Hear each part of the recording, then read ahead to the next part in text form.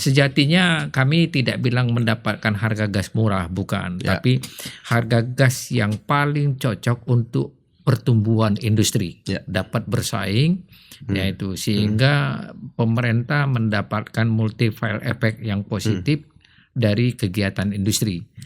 Nah itu jadi penurunan harga gas yang kita minta itu tidak menurunkan pendapatan hulu sebetulnya Pak, tapi lebih menggeser porsi pemerintah dari hulu menjadi hilir. Itu aja. Pemerintah yang baik itu tidak menunggu sampai semua heboh kan, harusnya begitu kan. Sehingga mari dicoba duduk bersama itu bisa saja leadernya dari Equin atau apa, kemudian industri, kemudian energi, kemudian pemasok.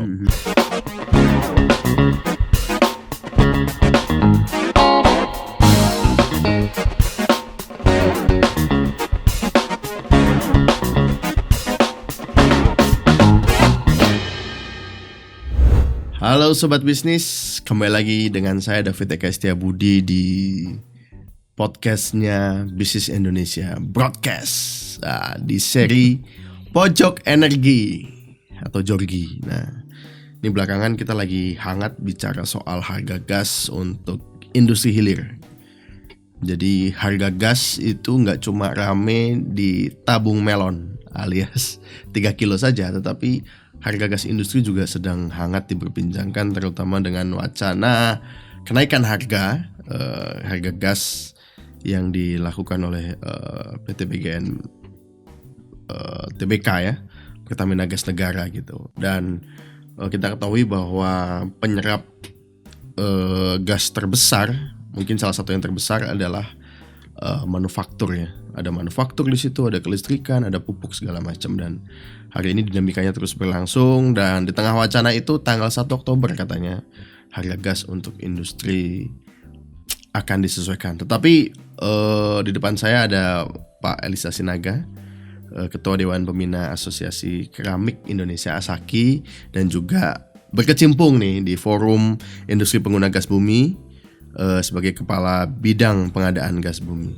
Selamat siang Pak Elisa. Selamat siang. Sehat Pak? Sehat Pak, sehat. Terima kasih sudah menerima undangan kami Pak untuk berbincang soal rame-rame harga gas industri Pak. Iya Pak, pagi kita. Mungkin saya memulai dengan episode 1 Pak. Iya. Itu 2016 lah ya Pak, kalau nggak salah betul. Ya. Itu rame-rame akhirnya diketok harga gas $6 per MMBTU Pak ya, kalau nggak salah ya. Harganya baru dimulai di 2019. Kepresnya sendiri keluarnya di 2016. Tapi realisasi harganya 2019 dan berakhir di dalam Kepmen itu di 2024. Tahun depan. 5 tahun. 5 tahun begitu ya. Dari itu cantolan hukumnya di Kepres ya Pak. Kepres tahun keputusan 2017 presiden ya Pak. keluarnya. Keputusan presiden ya. Kepres 2016 tapi keluarnya di 2017 dan implementasinya 2019.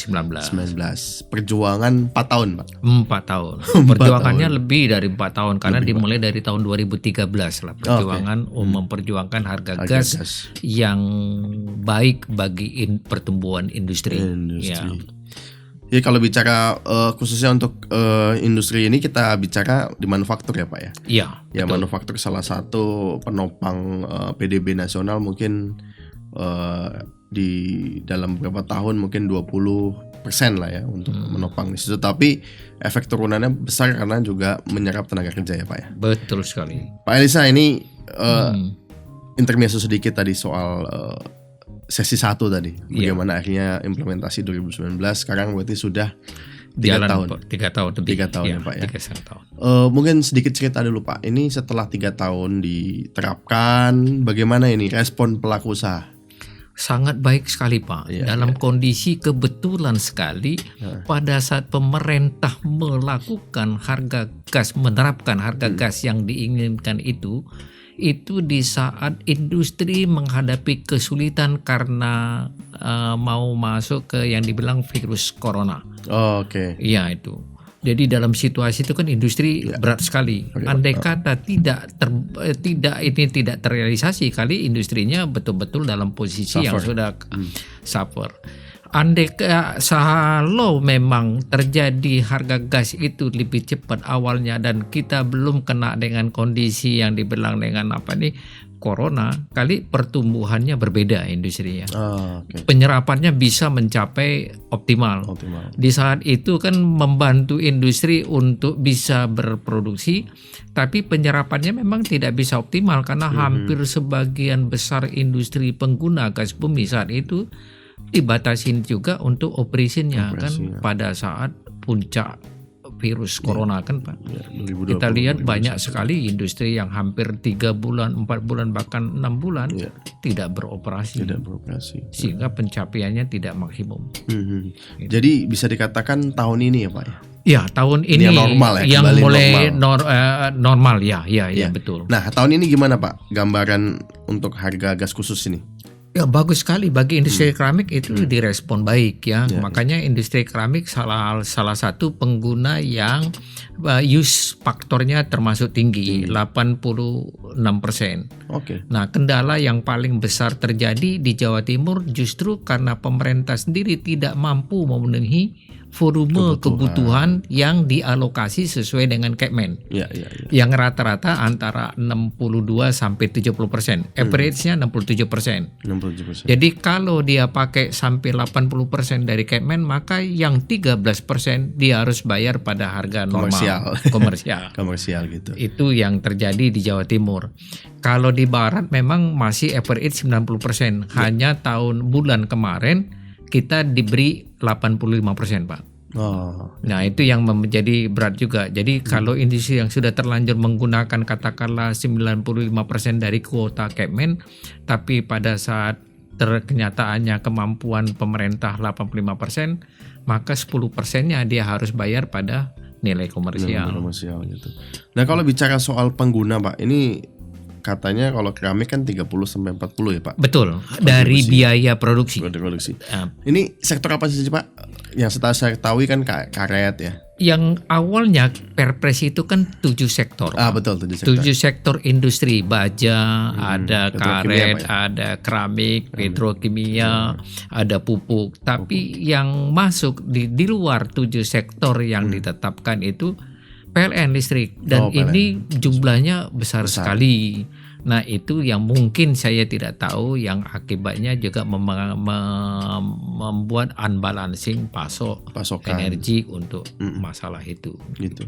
Jadi harga khusus ini semuanya mungkin karena kita juga mengenal adanya LNG ya Pak, proses regasifikasi di situ. Nah, untuk yang pemerintah mendefinisikan Pak, harga $6 itu termasuk harga dari regasifikasi LNG Pak?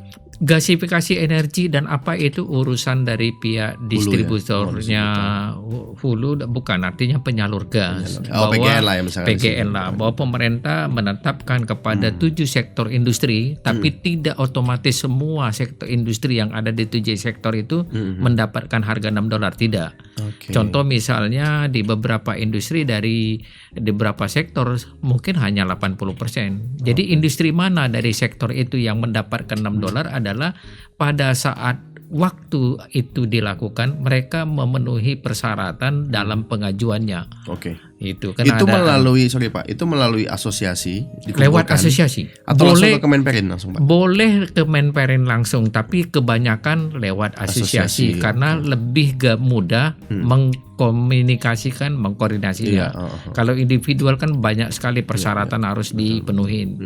Kedua bisa terjadi misinformasi ya, itu maka lewat asosiasi. Jadi Asaki sendiri kuotanya paling besar mungkin ya Pak? Iya, karena kita termasuk yang pengurus yang paling cukup aktif untuk mengkoordinasikan member kita memperoleh harga gas yang dinomasikan pemerintah.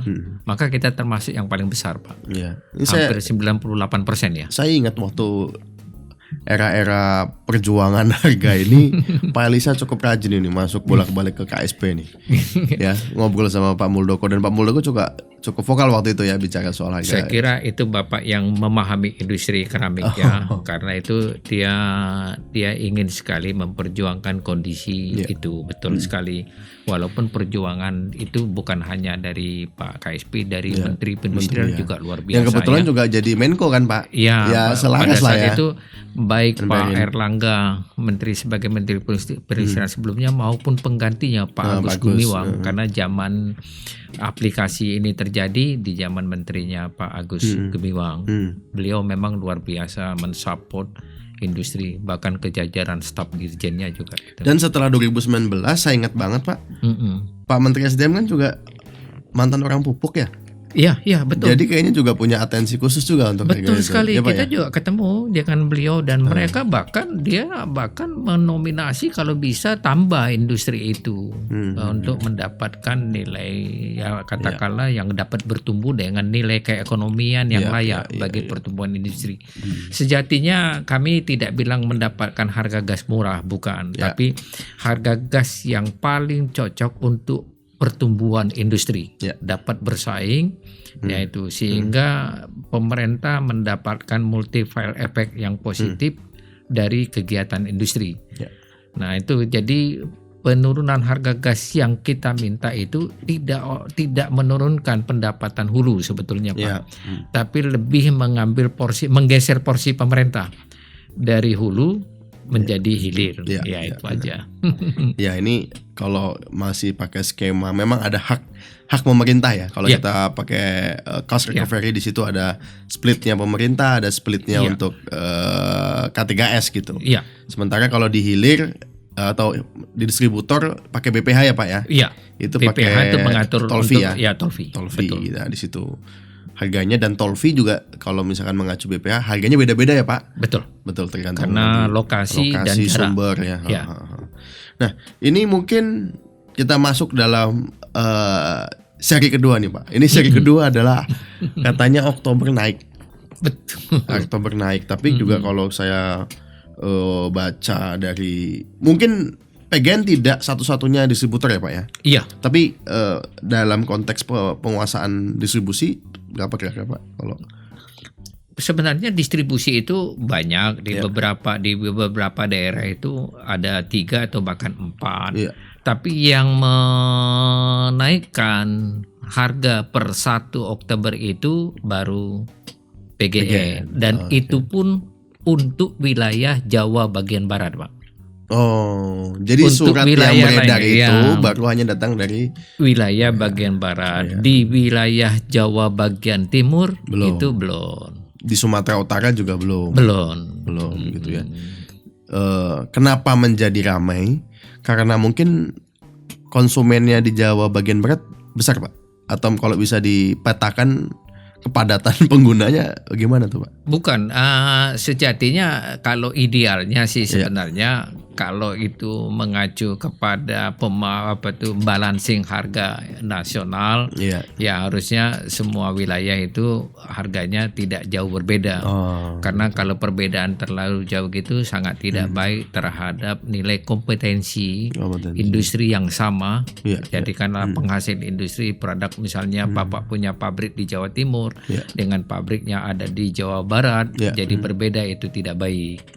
Gitu. Tapi ini bisa terjadi mungkin karena ya tadi menurut PGN mereka harus membalancing supplier yang berbeda. Katakanlah dari Jawa bagian barat ini banyak datangnya dari Sumatera, Medco. Kemudian ada 2 alasan menurut PGN mereka menaikkan harga gas di luar AGIT ya Pak ya. Saya bilang harga yang 7 sektor industri tadi yang diatur pemerintah berdasarkan Kepmen tahun 2019 itu yang setiap tahun diperbarui. Ada Kepmen tahun 2020, 21, 2022. SDM itu ya Pak ya? Ya SDM, Kepmen SDM mengacu ke Perpres tahun 2017 tadi. Nah, Kepmennya setiap tahun Pak. Dan industrinya berubah bisa karena setiap tahun ada saja industri tertentu yang diajukan selama volume cukup, sehingga diatur juga di dalam Kepmen bukan hanya industrinya, siapa pemasoknya. Karena pemasok awal katakanlah Pertamina Hulu misalnya yang saat itu dijatah misalnya 6 BTU, tapi kenyataannya tahun berikutnya mungkin karena sumur dia atau karena kondisinya produksinya, maka dia alokasinya mungkin cuma 10. Ya itulah. Nah, sesuai dengan Kemen itulah dialokasikan jumlah harga gas yang $6 kepada industri yang tadi sudah nominated. Nah, itulah yang dalam kenyataan sekalipun yang diatur dalam Kemen ini volumenya tidak mencukupi kan Pak. Untuk di timur yang 67%, untuk di barat kemarin 87%. Harganya yang tadi $6 per tahun ini kan menjadi 6,5. Naik $6 tahun 2000 sampai tahun 2019 2021. Di 2022 dia sudah menjadi $6,5.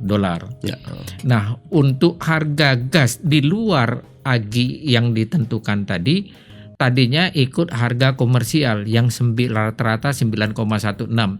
Inilah yang dinaikkan PGN per tanggal 1 Oktober.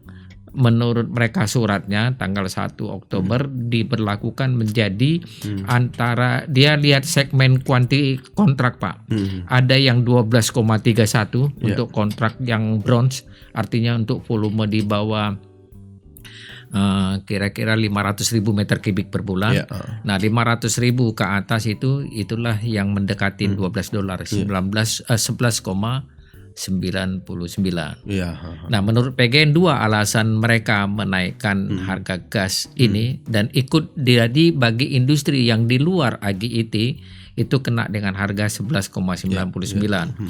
Karena pemasok yang paling utama itu berada di Sumatera, yang sebagian itu Medco, bahwa pasokannya itu volumenya turun, pasokannya, sehingga dia PGN harus membeli gas untuk memenuhi volume itu dengan menggunakan gas LNG yang menurut PGN harga LNG ini cukup mahal. Nomor 2, pihak supplier di sana pun menaikkan harganya untuk yang non LNG tadi Pak.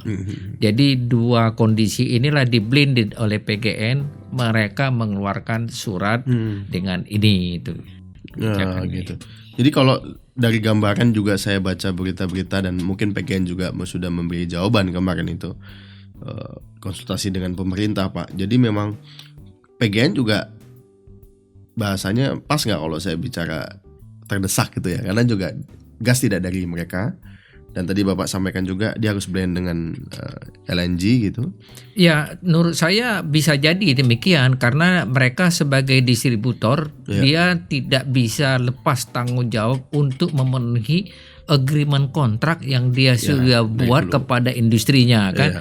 Nomor 2 bagi industri memang nomor 1 ketersediaan volume nomor 1 sih Pak.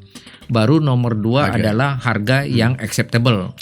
Nah, untuk ini komitmen yang volume ini yang mau diusahakan oleh pihak PGN. Tapi dalam menentukan komitmen volume ini mereka terdesak betul. Karena ketidakmampuan mereka menyiapkan untuk harga yang diatur tadi dalam Kepres diusahakan, yaitu yang terjadi turun. Tapi kalau industri menggunakan sesuai dengan agreement kontrak karena mereka harus siapkan melalui LNG, ya itu.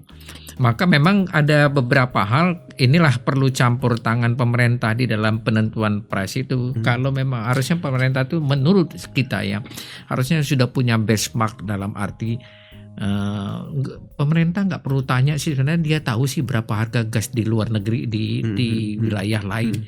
Untuk Indonesia itu harusnya berapa kan dia bisa tahu. Saya potong sedikit. Ini waktu pas 2017 itu Pak, perdebatannya kan lempar-lemparan juga kayaknya waktu itu. Mau mana yang dipotong?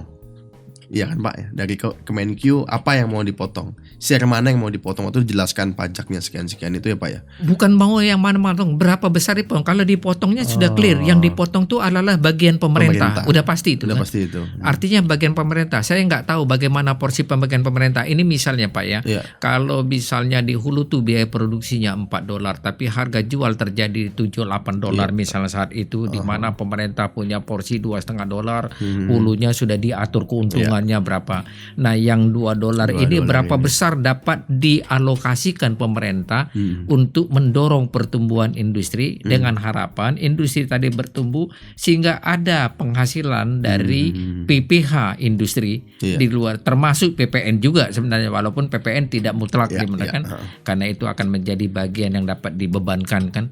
Nah, inilah yang dihitung pemerintah, bisa nggak meng-close tutup terhadap tadi penghasilan mereka di hulu. Nah, ini yang mungkin saya kurang tahu pasti apakah dari PNBP-nya ya Pak ya, atau dari sisi mana, tetapi marginnya ya, atau ya bahasanya bagian pemerintah itu yang salah satu waktu pertimbangan saat itu tidak semuanya dari kacamata ekonomi.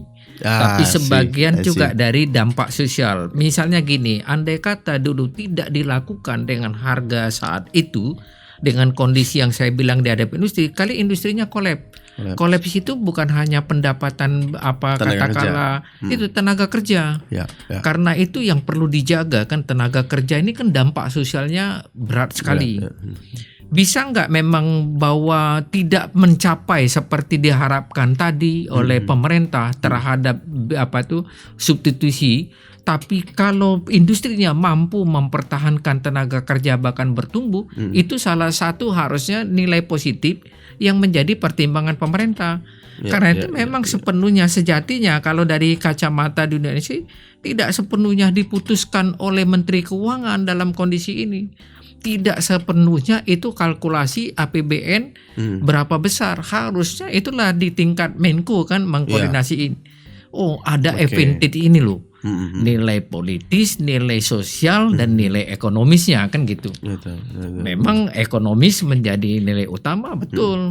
Itu yang tidak, waktu Asaki dulu saya perjuangkan. Kami itu berada di dalam posisi tenggelamnya udah begini. Tidak kalian bantu kami cut off. Hilang. Jadi bukan hanya berapa besar dia bertumbuh, dia berapa besar dia bisa bertahan kan gitu. Karena saat itu ada 5 industri keramik sudah close. Nah, iya itu. Nah, ini yang kita dorong.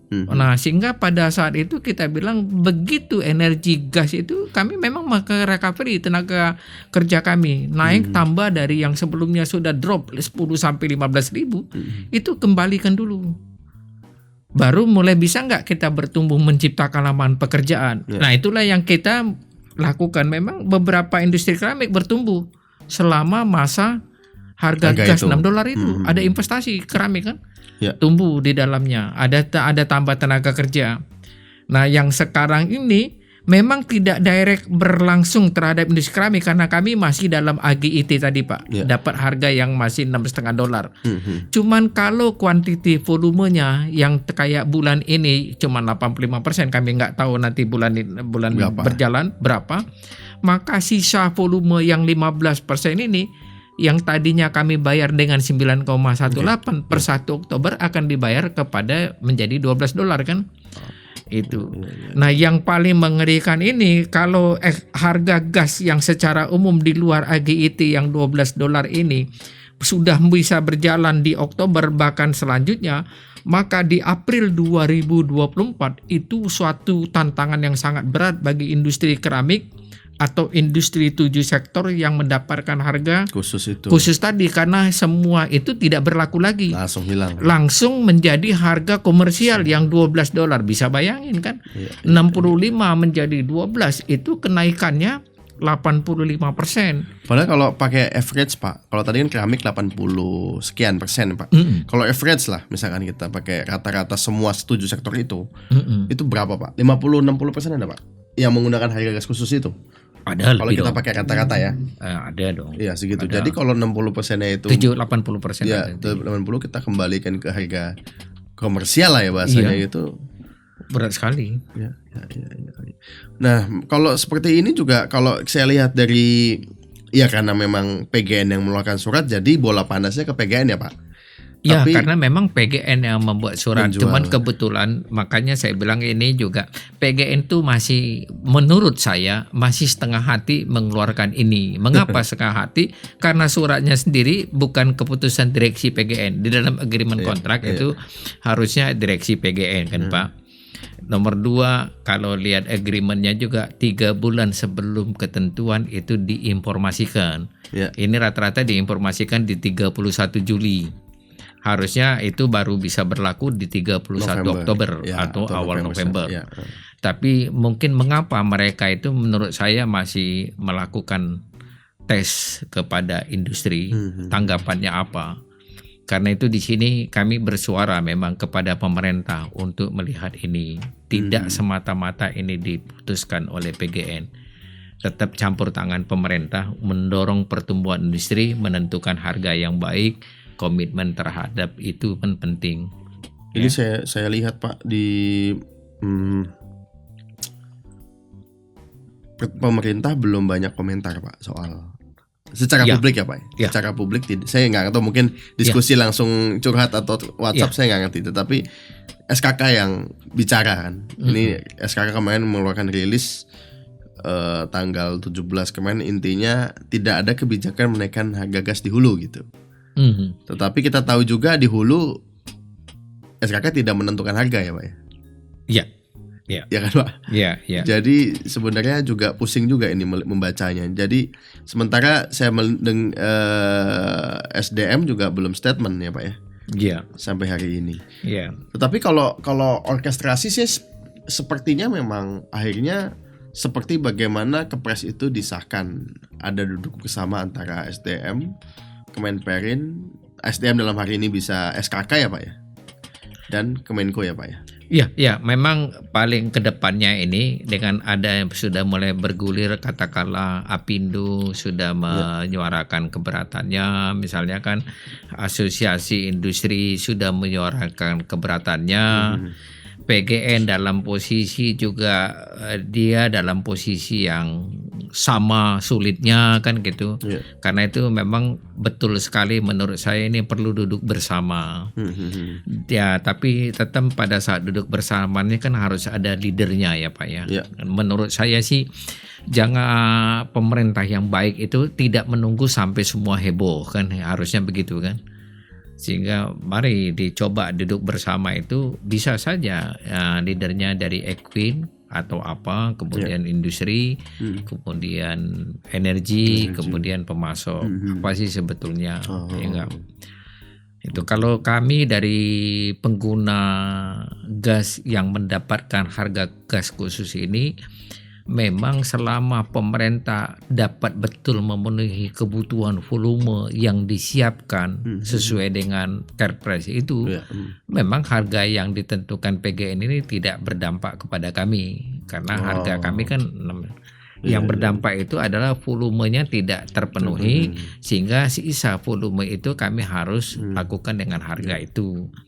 Nah, nomor 2 yang kami antisipasi juga bahwa kenaikan harga gas yang senilai ini bagi industri di luar AGI itu juga terlalu tinggi, karena itu juga akan menjadi bagian kami kemudian kalau Perpres ini tidak diperpanjang. Perpresnya Kemennya kan diperbarui, tapi dasarnya Perpresnya kan sampai tahun 2024. Yang kita harapkan Perpres ini berlanjut. Kalau dulu pernah bicara ke Menteri SDM, keinginannya paling tidak bisa 10 tahun sampai kondisi industri itu betul-betul bisa. Dan hari ini kalau kita lihat data BPS Pak, ya secara terbuka saja bahwa manufaktur turun. Iya, memang. IM kita turun sekarang karena kondisi itu. Dia itu berat. Dan dengan IM yang turun dengan kondisi ini bisa saja akan menjadi turunnya luar biasa. IM turun itu kan itu yang kita bilang ya, bukan semata-mata dilihat dari ekonominya ya Pak ya. Artinya bukan hanya industrinya itu turun, katakanlah tidak katakanlah bagi dari pajak penghasilannya yang turun, tapi tenaga kerjanya kan Pak. Ya, yang kita semua pihak itu harus paham betul bahwa ada 1,5 juta orang setiap tahun minimum itu mencari lapangan pekerjaan. Mempertahankan tenaga kerja yang lama saja berarti ada 1,5 juta yang cari tidak punya tempat kan Pak. Nah ini yang menjadi yang semua pihak itu harusnya berpikir ke situ. Nah untuk dapat menjaga yang 1,5 juta ini kan dibutuhkan pertumbuhan tadi kan Pak ya. Pertumbuhan itu salah satu reasonnya ya IM-nya juga harus bisa dijaga kan, jangan sampai itu kalau tuh IM-nya turun berarti produktivitas turun, ya itu yang berat. Kalau saya lihat ya Pak, kemarin juga kami habis bikin konten soal kontribusi manufaktur dan kita lihat benchmarking harga gas dan memang di situ acuannya tidak detail sih, tapi itu gas price gitu ya. Sebenarnya Indonesia cukup kompetitif Pak. Oh iya dong. Cukup kompetitif dibandingkan di ASEAN ya Pak ya. Iya dong, karena kita termasuk satu negara yang kita harus mensyukurin kita salah satu negara yang menghasilkan energi gas kan bagian terlepas walaupun kita bukan lagi net produsen sudah impor tapi masih ada hasil dibanding beberapa negara yang sama sekali tidak menghasilkan. Katakanlah kayak Singapura tetangga kita, ini nggak kayak Thailand misalnya, banyak negara lain yang tidak mempunyai itu. Sehingga memang benefitas kondisi ini harus dapat dimanfaatkan di dalam negeri industrinya. Itu masalah yang kita bilang ini sebenarnya terlalu jauh mencampurin bagi kami dari industri keramik. Katakanlah sampai sekarang kan kita masih mensuplai gas ke Singapura lewat pipa yang dari Sumatera itu, yang dari Medco Supply kan itu. Apakah dengan suplai ke Singapura itu yang sekarang mempengaruhi Medco dapat mensuplai kebutuhan volume untuk industri dalam negeri? Ini SKK Migas yang bisa menjawab dengan SDM kan.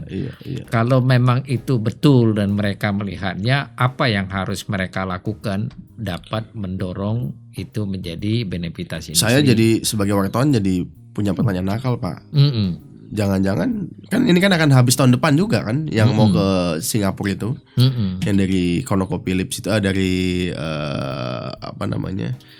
dari situ itu mau habis. Apakah dilanjutkan ekspornya atau memang untuk keperluan dalam negeri semua? Ya, gitu ya Pak ya? Iya, itu pertanyaan wartawan percaman semua bangsa menurut saya itu hal yang wajar, yang itulah yang diperlukan jawaban yang baik bagi kita pemangku kepentingan di dalam negeri. Siapapun ke depan memang kita tahu siapapun akan apa, tapi bagi industri ini tetap bagaimana kita bertumbuh. Kalau bahasa sekarang ya boleh dikatakan siapapun yang mau menjadi pemimpinnya, tapi berpikirlah demi kemajuan industri dalam negeri. Dan harus diakui persoalan ini juga jadi diplomasi politik juga Pak. Iya, dan memang itulah yang harus dijual siapapun yang menjadi pemimpin. Siapapun yang menjadi, Indonesia harus maju kan itu kan. Itu aja, Indonesia harus maju. Apalagi kan kalau data pemerintah sekarang kan serapan pasokan gas dalam negeri itu 65-67% Pak. 30-nya masih ekspor. Iya Pak ya. Menurut saya nggak nyampe. Kalau sudah sampai 60-70% udah hebat ya. Dulu ya kita produksi hampir 8.000 satuannya apa ya MMCFD per hari. Itu di dalam negeri masih 3.000-an pakainya. Kalau sekarang kita sudah pakai 60%, berarti sebenarnya menurut saya sudah baik. Nah itu memang kalau bisa dapat didorong mencapai 65-70% aja sudah baik dong. Nah ini yang kita belum bagi kami bisa saja kami meraba itu, tapi kan tidak dalam kapasitas kami mengevaluasi itu. Itulah tugasnya pemerintah kan. Sama dengan minyak lah. Kalau dulu kita produksi kita 1,1 juta barel dari kebutuhan kita 1,6 juta barel. Turun kita produksi 1,2, turun 1,1. Sekarang kita produksinya katanya cuma 600.000. Tahun depan 625 Pak. 625 ya. 600.000 berarti kan sudah cuma 30% dari 40% kebutuhan kita. 60% harus impor kan. Sekarang 1,5 Pak. Iya. Sehari. Iya, 1,5 1,6. Sebenarnya kita tuh di antara 1,5 sampai 1,7 kalau mau ideal bertumbuh dengan baik.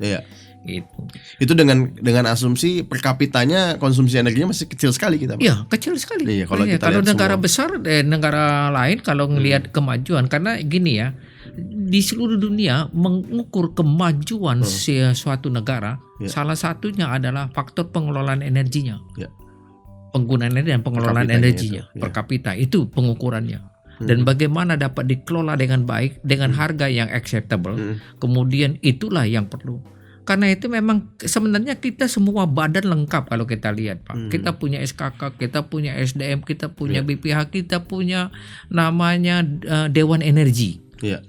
Yang pakar sekali. Tapi saya nggak tahu porsinya kayak bukan kaya, artinya kita belum betul apa sampai di mana nih pengaturannya kan? Mungkin karena semakin banyak itu Pak jadi agak pusing. Ya kayak nggak bisa kami jawab itulah yang artinya BPH Migas atau Dewan Energi petakan itu.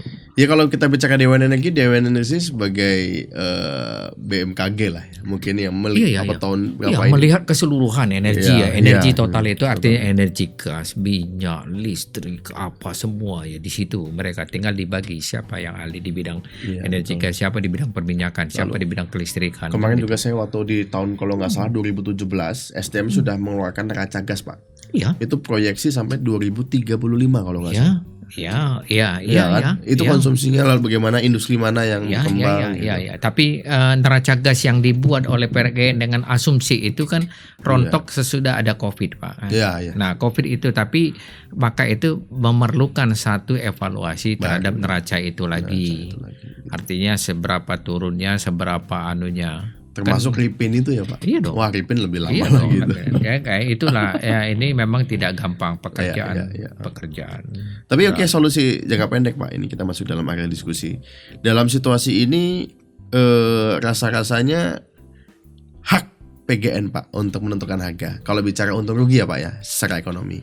Tetapi juga keresahan hatinya pelaku hilir juga tidak selesai cuma antara pelaku dan PGN. Nah, untuk masukan untuk pemerintah, Pak.